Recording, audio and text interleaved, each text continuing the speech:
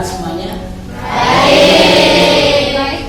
Sebelumnya nanti kita akan mulai dengan membaca doa bersama-sama supaya kegiatan kita berjalan dengan lancar dan memperoleh ilmu yang manfaat. Silakan dipimpin berdoa. Kita berdoa. Sebelum belajar makanya kita berdoa dalam hati mulai.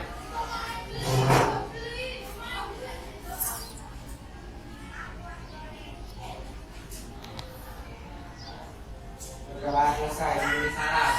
Assalamualaikum warahmatullahi wabarakatuh.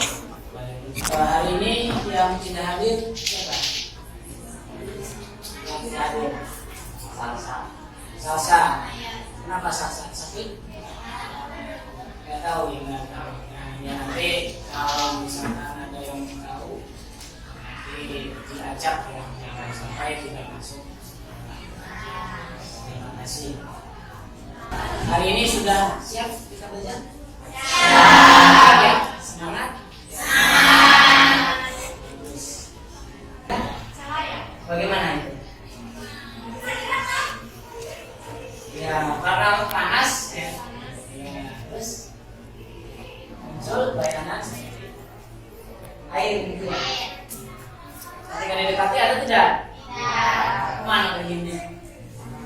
Jadi kita akan mempelajari mengenai ini. Yang pertama menerapkan konsep dan prinsip gelombang bumi dan cahaya dalam kemudian melakukan percobaan tentang gelombang bumi dan atau cahaya berikut presentasi hasil percobaan dan makna fisis misalnya simetri dan spesifikasi. Pembelajaran hari ini yang akan kita capai yaitu melalui praktikum dengan media lab virtual kita dapat menjelaskan peristiwa pengambilan dan penjelasan saya pada fenomena alam dan penerapannya pada teknologi.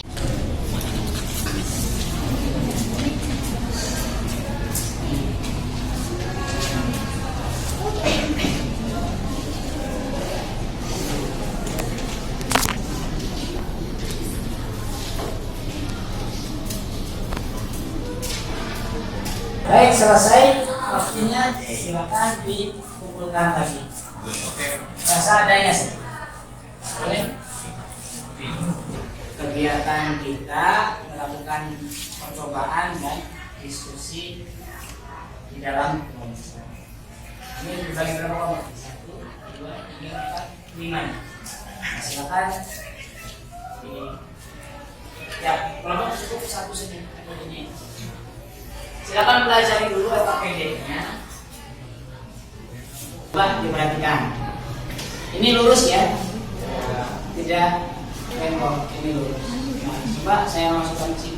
Benar, ini megangnya supaya kelihatan. Saya masukkan.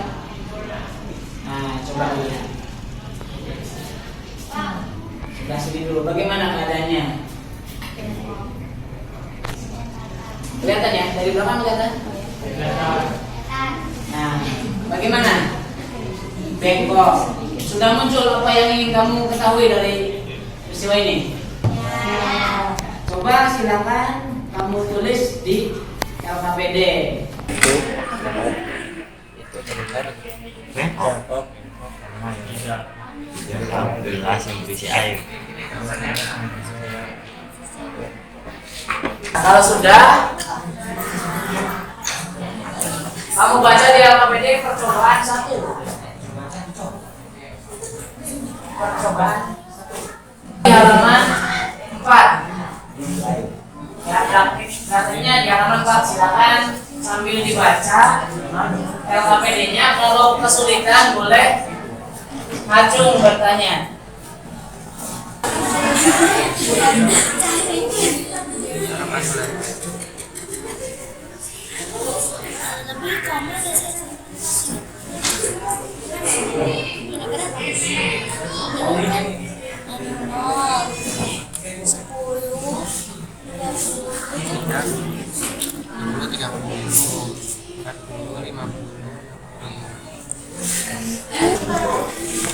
Habis ini gimana Pak? Bukan rangkap ukuran sudut hias. Ukurnya gimana? Mengukurnya mulai dari berapa? Mulai dari 0. 0. Nah, ini digeser ke 0 ke sini. Oh bisa. Bisa digeser-geser ya? Iya, kayak gitu. Cara ngatur sudutnya begitu. Oh ini ya berarti isinya sudut hias. Nol lagi. Iya. Ya Pak. Iya. Langsung 30.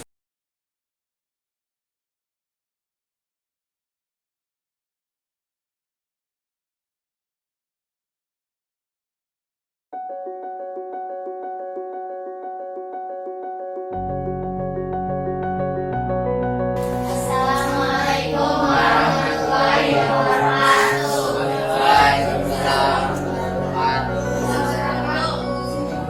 Kami akan mempresentasikan hasil kerja.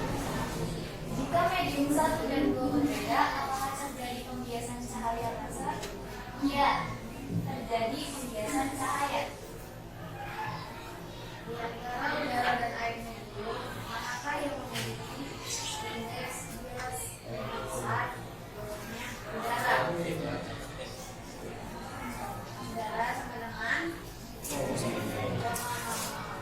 air sama dengan 1,33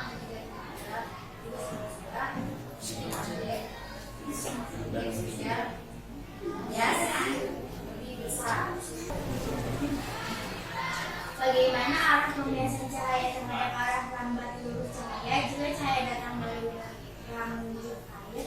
Jawabannya adalah cahaya dibiaskan menjauhi permukaan cahaya, dibiaskan mendekati garis normal. Berdasarkan pertanyaan-pertanyaan di atas, buatlah kesimpulan mengenai sifat-sifat pembiasan cahaya pada dua medium berbeda. Jadi, kesimpulannya adalah 1. Pembiasan cahaya terjadi pada medium yang berbeda. 2. Cahaya akan dibiaskan mendekati garis normal jika merambat dari medium rendah ke medium merambat. 3. Cahaya dibiaskan menjauhi garis normal jika merambat dari medium latar ke medium rendah. Ya, dari Bapak kami. Silakan.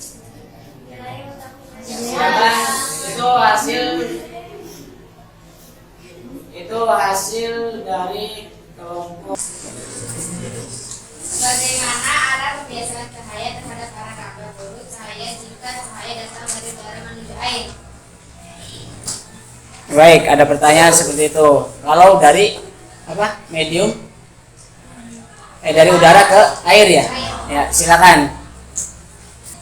Cahaya dibiaskan menjauhi permukaan cahaya dibiaskan mendekati garis normal. Yang dari kami, wassalamualaikum warahmatullahi wabarakatuh. Waalaikumsalam. Ya, tepuk tangan untuk kelompok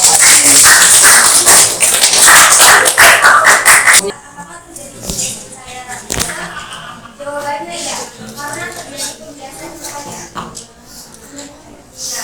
Di antara udara dan air medium, manakah yang memiliki indeks bias lebih besar? Air.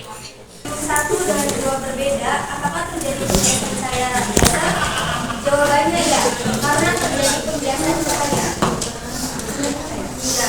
Di antara udara dan air medium, manakah yang memiliki indeks bias lebih besar?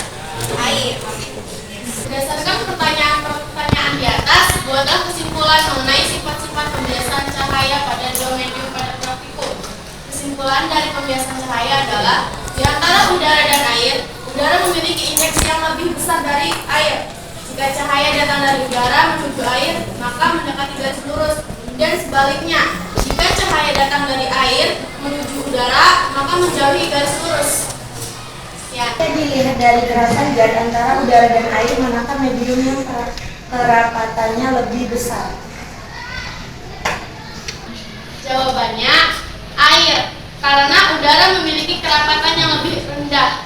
Saya berasal dari medium rapat ke medium rendah, maka nanti akan dibiaskan kemana mendekatnya itu menjauhi. Kalau tadi mendekati, kalau misalkan dibalik maka akan menjauhi. Kemudian cahaya ini akan dibiaskan menjauhi maksimal jika berada. Hukum pembiasan cahaya itu seperti ini. Ya, sinar datang, sinar pantul, sinar gas, sinar pantul ini sinar pantul. Sinar biasa garis normal pada suatu titik kejadian terletak pada bidang yang sama. Tidak kita lihat di pet itu kan seperti ini. Nah, ini yang disebut sudut datang. Kemudian ini sudut ya. Kalau ini pemantulan ini sebetulnya begini. Kalau di teori itu kan dipisah ya antara pemantulan dan pembiasan. Tapi dalam kejadian sehari-hari, pemantulan dan pembiasan itu terjadi dalam waktu bersamaan. Nah, kalau kalian lihat di langkah beberapa itu ya, langkah kedua atau keempat pada percobaan kedua itu ada sudut 49 derajat. Itu nanti akan ke sini pembiasannya ke sini. Nah, ketika ini sudut sinar biasa itu membentuk sudut 90 derajat terhadap ini terhadap normal, itu nanti akan menghasilkan peristiwa yang namanya sudut kritis. Nah, sudut kritis ini kita gunakan untuk menjelaskan bagaimana terjadinya fata morgana. Jadi ketika sudut kritis, cahaya itu akan berkumpul di permukaan ini.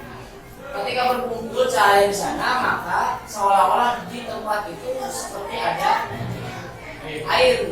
Nah, itu penjelasan peristiwa fata morgana di kegiatan persepsi kita ya. Jadi terjadinya fata morgana itu akibat berkumpulnya sinar bias di permukaan bulan.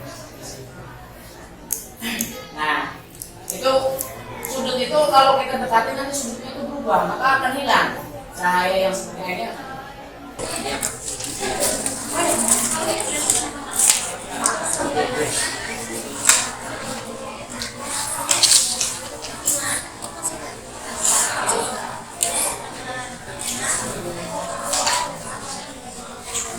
Berdasarkan hasil kegiatan kita hari ini, siapa yang mau melakukan refleksi untuk menyimpulkan hasil dari seluruh kegiatan kita hari ini? Silakan. Ya, boleh Indri, silakan. Jadi berdasarkan kegiatan yang telah dilakukan bahwa 1. Peristiwa pembiasan terjadi pada daerah pertemuan dua medium yang berbeda. 2. Arah pembiasan cahaya tergantung pada kerapatan medium. Terakhir, rumus pembiasan yaitu N1 sin I sama dengan N1 sin I sama dengan N2 sin R. Ya, baik, bagus sekali. Silakan duduk kembali.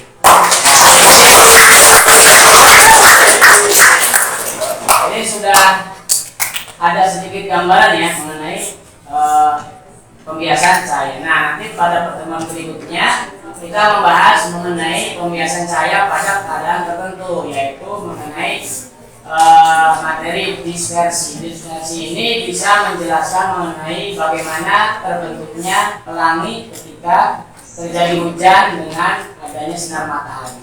Baik, kegiatan hari ini kita cukupkan. Silakan dipimpin berdoa oleh ketua kelas. Sebelum pulang, alangkah baiknya kita berdoa. Berdoa dalam hati, mulai.